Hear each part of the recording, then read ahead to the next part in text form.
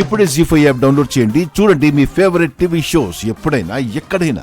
ఎవరితో మాట్లాడుతున్నావో చూసుకుని మాట్లాడు. అల్లుడా అయితే ఉండాల్సింది కౌశికి వదిన పక్కన కదా, పట్టుకోవాల్సింది కౌశికి వదిన చేయి కదా కేదార్. కానీ ఇక్కడ జరుగుతున్న వాటికి నువ్వు అన్న అల్లుడు హోదాకి సంబంధం లేకుండానే ఉందే.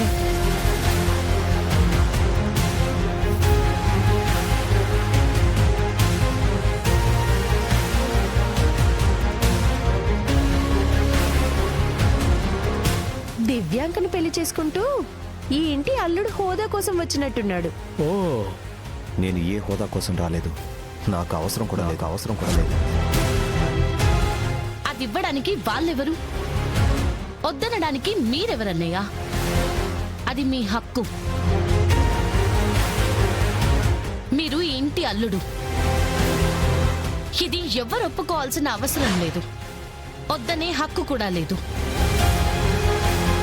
కరెక్టే జగదాత్రి. కౌశికి సురేష్ భార్యాభర్తలుగా ఉన్నంత వరకు నువ్వన్నట్టు సురేష్ ఇంటి అల్లుడే. అందుకే ఈ వాటితో ఆ బంధం తెంచుకోవడానికి వచ్చాడు.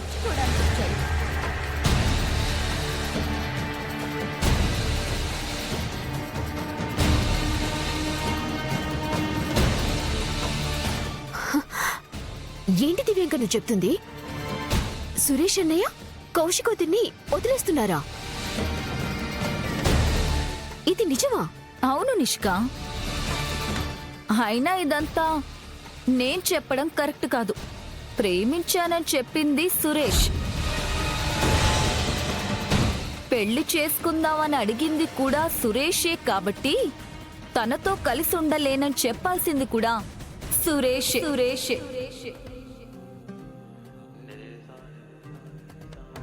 చెప్పు సురేష్, కౌశికి కళ్ళల్లోకి చూసి చెప్పు. నీ మనసులో మాట చెప్పు. నువ్వివాళ ఇక్కడికి ఎందుకు వచ్చావో చెప్పు.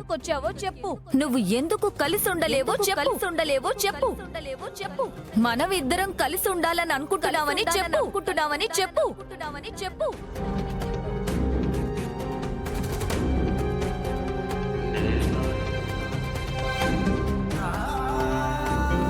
అన్నయ్య, మీరేం మాట్లాడాలనుకున్నా మిమ్మల్ని ఆపే హక్కు మా ఎవ్వరికీ లేదు. మీరేం నిర్ణయం తీసుకున్నా దాన్ని తప్పు అని తప్పు పట్టే అధికారం కూడా మాకు లేదు. కానీ ఏం చెప్పాలనుకున్నా ఆలోచించి చెప్పండి అన్నయ్య.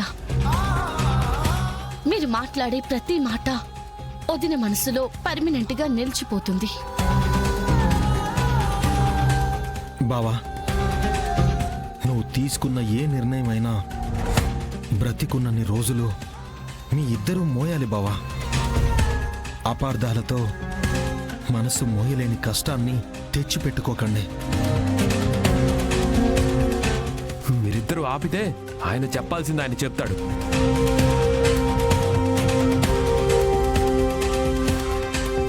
నాకు విడాకులు కావాలి.